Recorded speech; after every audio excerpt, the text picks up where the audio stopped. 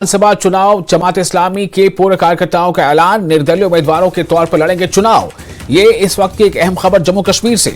जम्मू कश्मीर विधानसभा चुनाव के ऐन कबल यानी कि चुनाव होने वाले उससे कबल जमात इस्लामी के पूर्व जो कार्यकर्ता हैं उनमें से कई कार्यकर्ताओं ने ऐलान किया है कि वो निर्दलीय उम्मीदवारों के तौर पर चुनाव लड़ेंगे।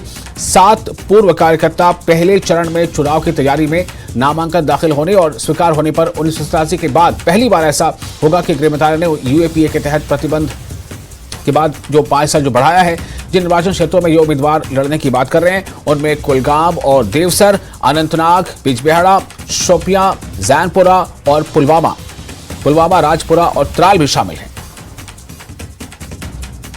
और ईशान वानी इस खबर पर हमारे साथ जुड़ चुके हैं फोन लाइन पर ज्यादा जानकारी के साथ। ईशान, और क्या तफसीलात मिल रही हैं?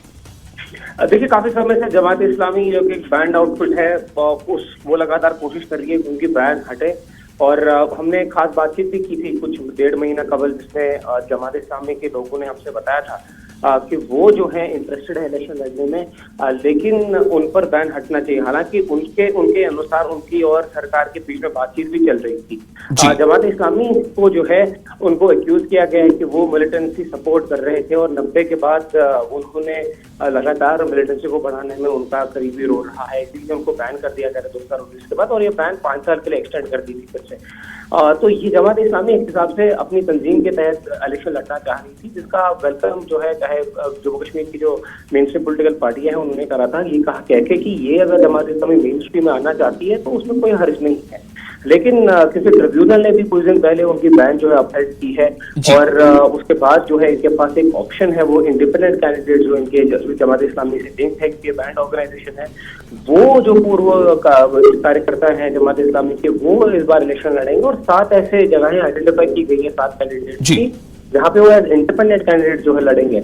87 से पहले जमात इस्लामी जो है काफी सरगर्म थी चुनावी प्रतिक्रिया में और लगातार प्रचार भी कर रही थी, लेकिन उसके बाद जब हालात खराब हुए तो उनका अचानक से उन्होंने जो है अपना रुख चेंज कर लिया। और उनकी जो कॉन्स्टिट्यूशन है, जो ये है चार्टर है, उसमें कश्मीर को अलग और बाकी चीजें भी कही गई थी, लेकिन वो उनको अमेंड करने के लिए तैयार है, जो इसमें था और सरकार से बातचीत चल रही थी। लेकिन डायरेक्टली इस बार लग रहा है कि जमात इस्लामी कंटेस्ट नहीं करेगी, लेकिन इनडायरेक्टली जो उनके कैंडिडेट्स हैं जो कि पहले जमात इस्लामी के मेंबर रह चुके हैं, वो इस बार 7 चुनावी हलकों पे अपने उम्मीदवार खड़ा करेगी और ये जो है इंडिपेंडेंट देंगे। लेकिन देखने लायक बात होगी क्या इनके खिलाफ अगर कोई कानूनी कार्रवाई चल रही है कि वो नॉमिनेशन का एक्सेप्ट किया जाएगा या एक्सेप्ट किया जाएगा, वो देखने की बात है। लेकिन फिलहाल ये तय कर दिया है 7 जो चुनावी हैं पहले फेज में आ रहे हैं जो कि साउथ कश्मीर में, वहां पर वो 7 इंडिपेंडेंट कैंडिडेट पर खड़ा होंगे।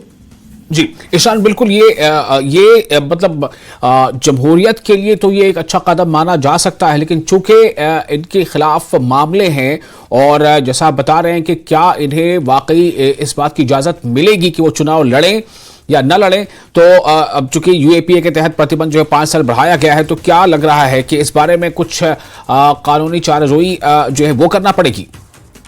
देखिए, ये एज इंडिपेंडेंट कैंडिडेट लड़ेंगे, ये जमात इस्लामी बैंड है, तो काफी सारे इसके जो कार्यकर्ता है उन्होंने पहले ही रिजाइन कर दिया है। लेकिन जो इससे पहले लिंक थे जमात इस्लामी के साथ या जमात इस्लामी की कारकर्दगी में जुटे हुए थे, जो अभी ऑर्गेनाइजेशन एग्जिस्ट नहीं करता, ग्राउंड में बैठ थे, उसको अनलॉफुल एसोसिएशन यूएपीए के तहत करार दिया गया है। तो ये इंडिविजुअल जो जमात से जुड़े हुए थे वो इस बात ना करेंगे। इसकी अहमियत ये है क्योंकि ये जो 90 हालात खराब हुए थे तो उन्हें इलेक्शन, हालांकि कोई खास डायरेक्टली उन्होंने कोई ग्राउंड जो है हासिल नहीं किया था, लेकिन फिर उसके बाद जब मिलिटेंट, तो इन पर सरकार का लगातार आरोप था कि ये मिलिटेंट सपोर्ट करते हैं, फंड करते हैं और उनकी तरफ से जो है हिजबुल मुजाहिदीन कोई तंजीमें हो उनको प्रोत्साहन दिया गया और इसके बाद ही इनको बैन किया। अब देखने लायक ये होगी क्या इनमें से कौन कैंडिडेट आते हैं सामने, क्या उनमें से किसी का केस कोई पेंडिंग है या उनके खिलाफ कार्रवाई की जाए। अगर इंडिपेंडेंट के नाम के बगैर तो शायद इसकी जदगी जो है मंजूर की जाए और आगे आने वाले समय में देखना होगा क्या कुछ पॉलिटिकल लैंडस्केप पे इम्पैक्ट करते हैं।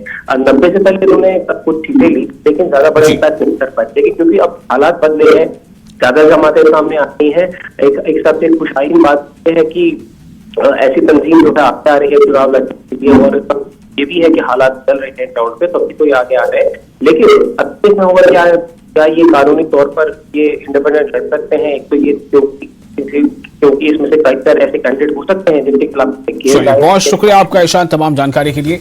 तो एक अहम खबर इस वक्त ये बता रहे हैं कि जम्मू कश्मीर विधानसभा चुनाव के दौरान अब यह खबर है कि जमात इस्लामी के पूर्व कार्यकर्ताओं का ऐलान है कि निर्दलीय उम्मीदवारों के तौर पर वो चुनाव लड़ेंगे। 7 पूर्व कार्यकर्ता पहले चरण में चुनाव की तैयारी में।